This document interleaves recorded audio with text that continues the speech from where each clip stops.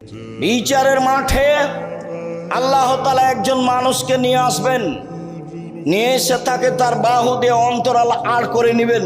আমার দিকে দেখেন, আড় করে নিয়ে তার আমলনামাকে তার সামনে তুলে ধরবেন।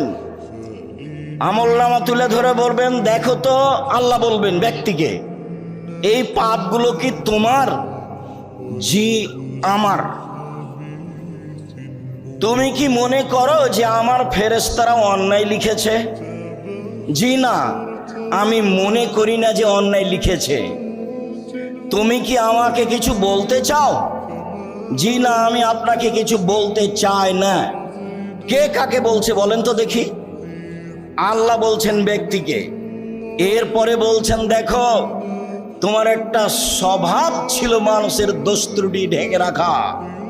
তুমি মানুষের দোষ ত্রুটি ঢেকে রাখতে পারো, আমি আল্লাহ তোমার পাপ ঢেকে রাখতে পারি না। যাও, তোমার বিচার হবে না, জান্নাতে যাও।